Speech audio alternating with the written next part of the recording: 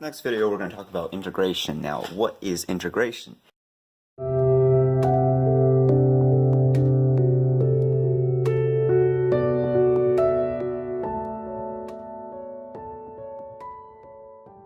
Integration in calculus is how we find the area under curves. It has other applications, but that is the main one. In calculus, there are two classic problems, the first one being the tangent line problem, which we've discussed with derivatives, and now we're going to talk about areas under curves. So, the idea of an integral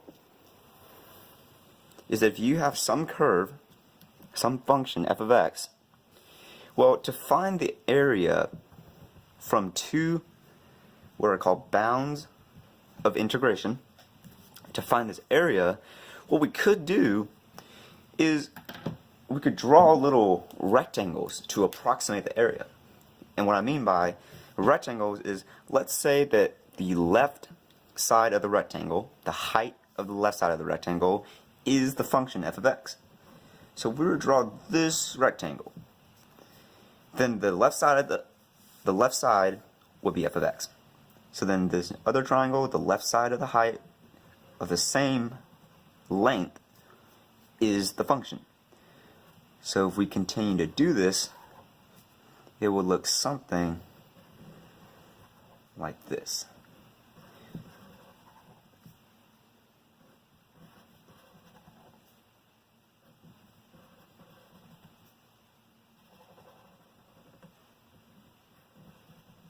So now what we have is a rough approximation of the area.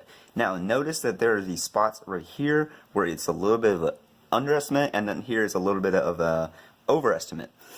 The idea here is that if we increase the number of rectangles and sum them up, an infinite number of infinitely tiny rectangles, then we would approach the area under the curve. Now let's assign the length here, let's call that the change in x, or dx. dx meaning just a small nudge, a tiny, infinitesimally small nudge or change. And then let's call the height of the rectangle, so this part, let's call that f of x, because that's the value of the function.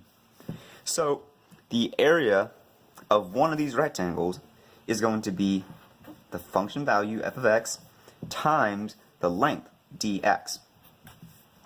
Now, to find the area of all the rectangles, then we would just simply take an integral. This is another way of summing up, just like sigma notation, we're summing up the number of rectangles from the lower bound of integration, we call that a, to the upper bound, call that b. So from a to b. And this right here is your integral. Now, ways of finding integrals. So you can't just look at a function and just do this process and find, because this is what is called a definite integral. An indefinite integral is related to the definite integral, but it does not have bounds. It is simply this. The one difference between these two is that a definite integral is always going to give you some number, and that number being the net area under the curve, or above the curve if the curve hits the x-axis and goes down. The indefinite integral is going to give you what is called a family of functions, and we're going to discuss what that means. So a family of functions. So when I told you that the integral is the inverse of the derivative, well, it shouldn't surprise you that when we take an integral, we're going to do the exact opposite of what we did for derivatives. So what this means that is, if I have the function f of x is equal to some constant a times x to the n power, well then what we're going to do is that if we want to take the derivative of this, then the first thing we do is we take the a, which is the constant, and we can take it and put it out front. So now we have a times the integral of x to the n. This is your first property of integrals. So if you have a constant, put it out front, and then just multiply back in when we take the integral. The next part is when we have this x to the n, what we do is we have the a out front, and what we do is we take x, raise it to the n plus 1 power, and then divide it by the new exponent, n plus 1.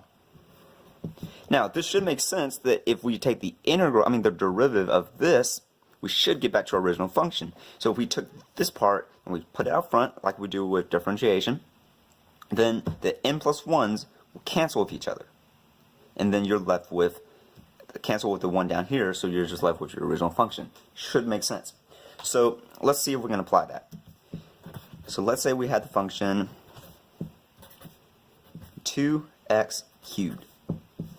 So when we take the derivative, the integral, next to my words here, then we would get this expression. Now, first thing we knew is that the 2 can go out front. So now we're left with this. Now we see that, okay, well, it's going to be x to the n plus 1, so 3 plus 1, over the new exponent, 3 plus 1. And this is 2x to the 4th over 4. The 2 and the 4 will give us 1/2. So this is simply x to the 4th over 2. If we were to take the derivative of this, we would get back our original function, which is 2x cubed. So if you want to try that and verify, then I encourage you to do so. Another caveat of integration is that every time we take an indefinite integral, we have to add a plus c, a constant of integration. So me taking the integral of some function is going to be equal to the antiderivative function plus a constant of integration. Constant of integration.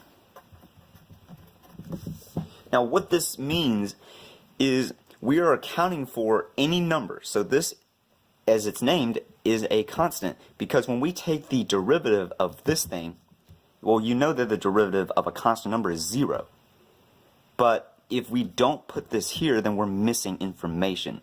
Because because this integral, when you evaluate it, is going to be this antiderivative, but it could also be the antiderivative plus 1, because if you integrated that, the 1 would just be 0 and you'd still be back with this. If the constant of integration was, say, capital F of x plus 6, well, taking the derivative of that, you would get still this function, because the 6 is a constant and it would go to 0. So that's why we have to add this here. So an example of that is, let's take our other function. We saw that the integral of 2x cubed dx is equal to x to the 4th over 2. But we have to add the c, because if we took the derivative of this function, we would indeed get this. But if we took the derivative of a similar function plus some constant, so let's say 2, well, the derivative of this part will give you this, obviously, but the derivative of this part goes to 0. So now you see that we have to add that, we have to account for the missing information here, because this number could be anything, and if we take the derivative, we still get back to our original function. So that's just another thing you have to memorize. It was always hard for me to always memorize, okay, when I take an indefinite integral, I have to add the plus c, because they will mark you off that, because they need to know that you knew to account for the missing information. So now I just want to go over some properties that we have seen, but also one or two that we haven't seen. So the first one being that the constant one. So if you have, a constant times a function, where you can take the constant, put it out front, and this will actually be important when we get into the first technique of integration, U substitution. So you just got to know that if you have a constant, you can take it out front and just take the integral of the function. The next one is one that you might have already been able to kind of deduce, but here it is. So if you have the integral of a combination, a addition or subtraction of functions, what you can do is you can break it up into the different functions. So I guess for an example, if we had the integral of 2x squared plus x plus 6 dx, well, you would be able to just take the individual integrals and break them apart and put them back together once you actually integrate it. The next three I want to discuss is the fact that if you have a product or a quotient or even a chain, well, in differentiation we had special formulas for that you could just memorize. Well, here's the thing about integration, it's a little harder because we don't have any formulas for them. This is where integration techniques come in. So, you know, if you're taking Cal AB, you won't actually look at these, but if you had, say, the product of, you know, like x times e to the x, it's a product, but there's no product rule. So what you would do for this one, you would integrate by part. That's a BC concept. We won't get into that. If you had a quotient, you would hope that, you know, it would turn into a natural log, and we'll see in a second why that is. And the chain, again, use substitution. You gotta hope that there is the proper u function, and we'll get into all of that. But I want to make the point clear that there's no one size fits all formula for these kinds of more complicated functions. It just doesn't work like that. So a couple important integrals that you want to keep in mind is the sine of x, the integral of sine of x. Now, in differentiation, the integral of sine of x was cosine, and the integral of, differential or derivative of cosine was negative sine. Well, it's the opposite way around here. The integral of sine is negative cosine. You got to remember the plus c. And the integral of cosine is equal to the positive sign. So, flipped around, the integral of tangent I'm not going to get into because, again, that's a quotient of two functions. It's sine over cosine, and we're going to need to use substitution for that. It's actually quite a simple integration, but we haven't discussed that yet. Another one that's important is the integral of e to the x. I'm going to let you guess what that is. So, the integral of e to the x is simply e to the x. No surprises there, because if you take the derivative of this, you would get back to this. That's probably one of my favorites. So, these are kind of the basic ones. Another one you need to know is the integral of 1 over x. Now, this one is a little bit interesting because, well, you would say, okay, well, this is the same thing as the integral of x to the negative 1, right? Well, that's cool because that's a power. So what we can do is we can take, okay, x to the negative 1 plus 1 over negative 1 plus, oh, that's the issue.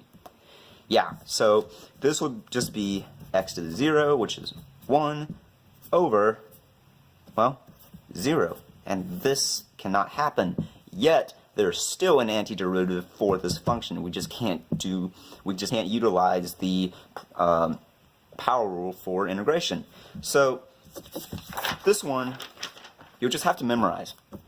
The integral of 1 over x dx is equal to, and get this, the natural log of x. It's weird. There's a proof out there, and I'm not going to get into that, but this is a very important one that you will have to know. This will actually come in, you'll see this a lot when we do use substitution. And likewise, now we know that the derivative of the natural log, plus c, the derivative of natural log of x has to be 1 over x. So, these are the simple, basic ones that you have to memorize, and I would pay close attention to this last one. We'll be using this a lot.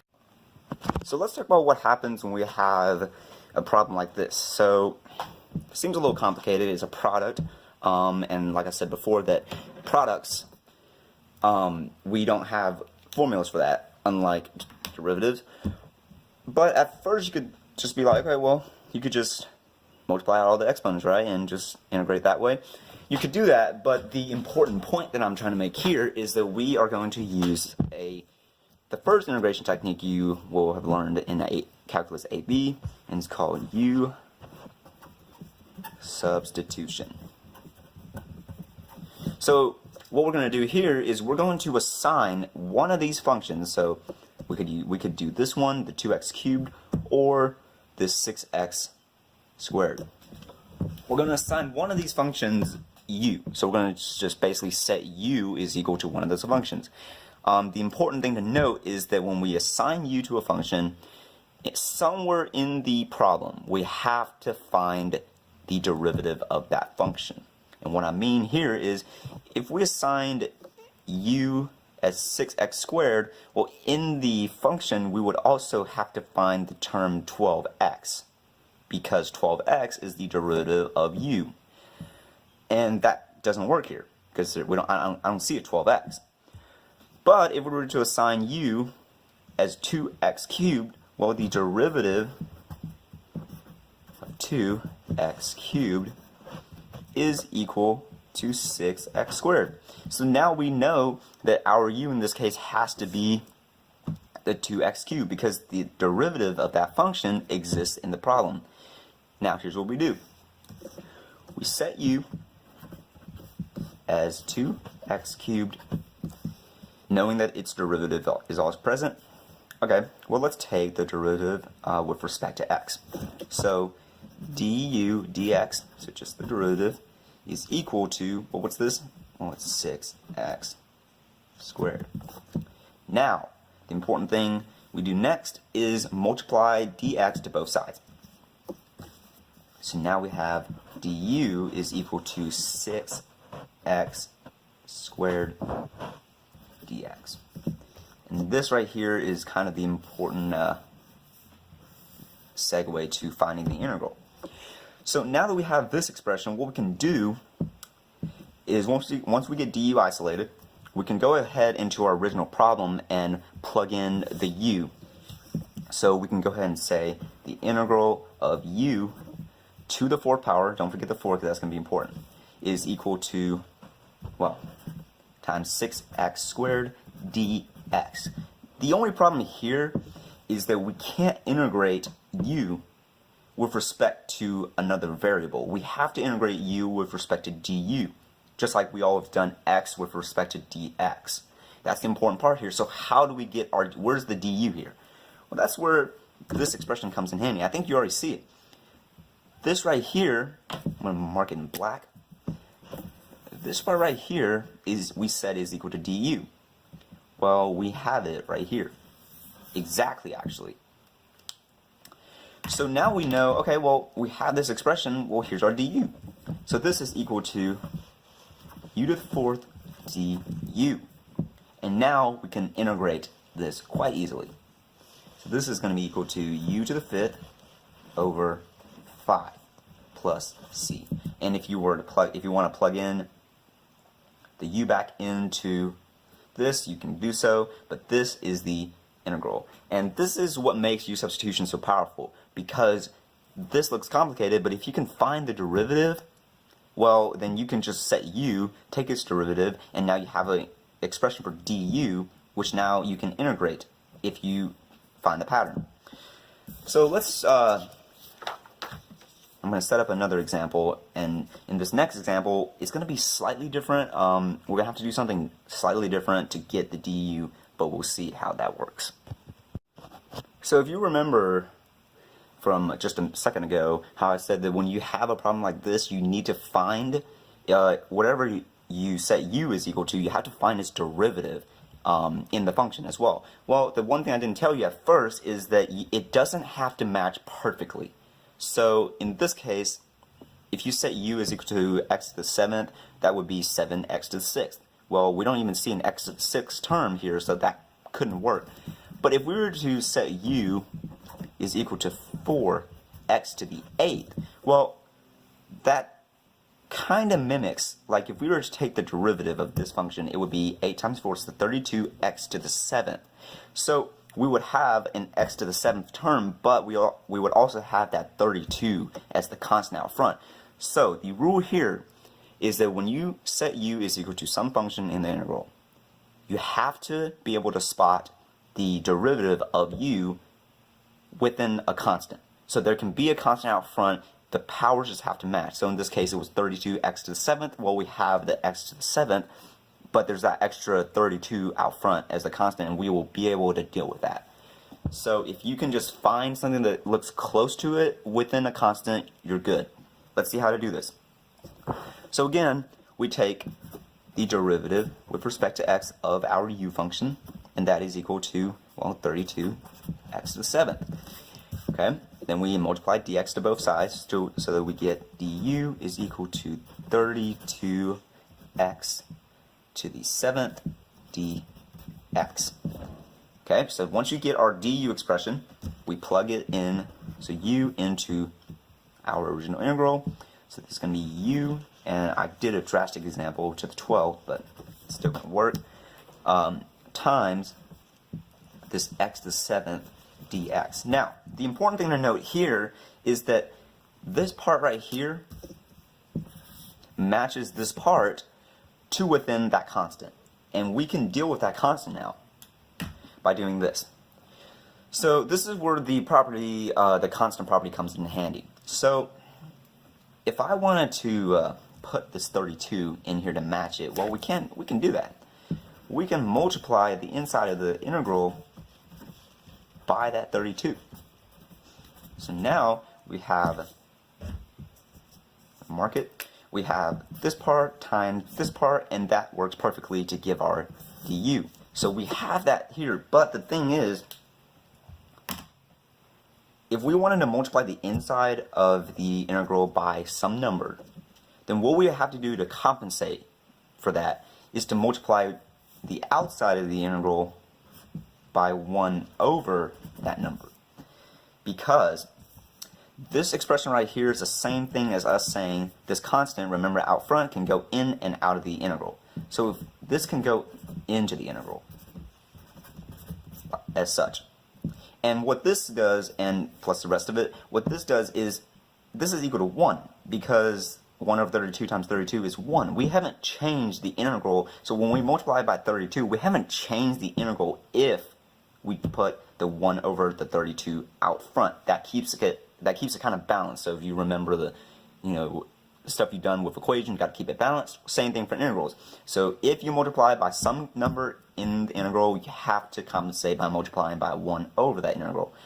The same thing is, if I had to multiply the inside by 1/4, because for some reason to match it with the du, well, the reciprocal 1/4 would be 4. So we would have to multiply the outside by 4 to keep it balanced. So pretty simple idea, but this is the magic of this problem.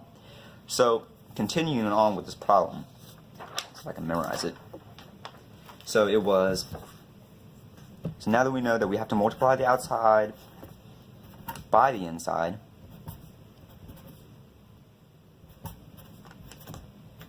okay, well now, if you remember, du is equal to 32x to the 7th dx. Well, we have that expression now right here. So we have this and this. That keeps it balanced. We're good. So now we can rewrite this as 1 over 32 times the integral of, now we're going to substitute all that underlined in black as du. So we're left with x to the 12th du. So now we're almost done. All we got to do now, oh, this should be a u, my bad, u. So now all we have to do is actually integrate this, because now we have u and u, it matches, we're good. Remember, this is going to be u to the 13 over 13 plus c. And so we get, and if we want to plug in u for our original function, u being 4x to the 8th, we could say 4x to the 8th to the 13th all over whatever 32 times 13. I don't know that off the top of my head. But that would be essentially your integral. It looks really, really messy, and if you were to actually do this problem by just multiplying everything out, you would see, and I encourage you to do so, you would see that we get the same thing. So that is u substitution in a nutshell. It does get a little more complicated, and sometimes you do have to work and manipulate the functions to find your u and your du, but if you can do it and you can spot the du, then you're good to go. And always remember that your u, there must exist a du, the derivative of u, to within a constant. In the next part of this video, we're finally going to get into the second fundamental problem in calculus. We're going to find the area under the curves now. And as described before, we're going to sum up an infinite number of rectangles with the length of dx and the height of the function. So, before we actually integrate and find an area, we have to know the fundamental theorem of calculus. What this says, and this should look somewhat familiar to you. The integral from a to b, remember those are the constant, the limits of integration, of f of x dx. So now we're just summing up the length times the width of the triangle from a to b. Well, this is going to be equal to f of b minus f of a. Now, what are the f functions? Well, the f function is just your antiderivative, and we've just spent the first part of this video talking about how to find these antiderivatives. So this is pretty simple. So now what this is saying is all you gotta do is find your antiderivative function. That's it. Just find it. And the good thing is here now we don't have to put the plus c, because if you have a hard time remembering the plus c like I do, this is good news for you. So now once we find this function, here's the notation. We draw a bar and we say the antiderivative from evaluated at from a to b. That right there gives you the area under the curve. Now what does this equal to? Well, this equals this. It's always the upper bound minus lower bound. That's important. F of b, so upper bound minus f evaluated at lower bound. So let's use this in an example. So let's say I wanted to find, and let's just visualize this geometrically first, or visually. Let's say I wanted to find the function f of x is equal to x squared. Pretty simple. Or I'm going to add a plus 1 just to make the point clear. So f of x plus 1 is just f of x moved up 1, so that looks like something like this. And let's say I want to find the area from the value -2, this is at -2 to 2. So it's going to be just this area right here. Okay, so how do we do this? Well, you know how to find the antiderivative of x squared, hopefully. That's pretty simple. So what we have here essentially is the integral from our lower and our upper bound, so -2 to 2 of x squared, our function dx. Well, the antiderivative of x squared, if you remember, is just x cubed over 3. Normally we would put plus c here, but now we're finding the definite integral. So we're going to say evaluated at -2 to 2. Okay, great. So here's what we do. We just plug in from 2 cubed over 3 minus -2. So -2 cubed over 3, and this is it. It's as simple as that. This is the area under that curve. So 2 cubed, so that's going to be 8/3, minus a negative number, so that's going to be positive, plus 8 cubed. This gives us 16 over 3. And that right there is this area. Very simple. Another thing that we need to know, though, is that this only really works like perfectly if your graph is like the area that you're trying to find it is above the x-axis. What I mean by that is if we had a graph that looks like this, where we wanted to find, if we want to find this total area of this positive part and all of this negative, well, here's what we need to do. we can't just take the integral from 0 to whatever number this is. We can't just take the integral of that, because you have some positive and you have some negative. So what it's going to give you is the net. So all the positives summed up with all the negatives, you're going to get some net value. If we want to find the area of this, because area can't be negative, so we can't account for any of this negative space. We have to, we're finding the area. So what we need to do is we need to find essentially this. We need to find all the positive, which will be easy, and we need to find the absolute value of this negative part so that it will give us a positive value. So when we take the integral from here to this point, it's going to give us this positive value. That's simple. If we were to take the area from the integral from this point A to B, well, it's going to give us a negative number because it's negative. So what we need to do is make it positive, so the absolute value. So the process here would be, first you find the root, so find where it's equal to 0. That's when you know that it's going to be from positive to negative. And then what you need to do is take the absolute value of the integral. So let's just see an example of that. So if we knew that this function f of x from a to b, if we knew that it was going to look like this, where it's going to be some positive, some negative, well, we would have to find the roots of the function. So let's say the roots were x is equal to, say, -4, comma 0, comma 3. So these were the roots, and what we would do is to find the area of this positive part, we would go from -4 to 0 and find the definite integral there. So -4 to 0 of the function. And now, well, okay, let's assume you didn't know whether it was that or it was the opposite way around. Either way, what we're going to do is let's just take the absolute value of this part plus, so that it doesn't even matter. From here to here, we would go from 0 to 3. So the absolute value of the integral from 0 to 3 of f of x dx. Absolute value.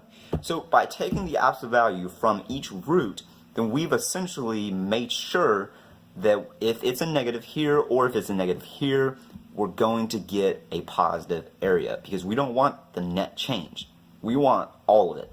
And this actually comes in handy when we talk about, if say this was the velocity function of, some object. Well, if we want to find the displacement, meaning the net change in this position, we would just take the integral from here to here because we have that net area. If we were wanting to find the total distance traveled, well, we want all of it. We want the entire area. So we want this plus that. So this would give you the total distance traveled. We would have to take all these absolute values from the roots. It's a slightly messier process, but that's important.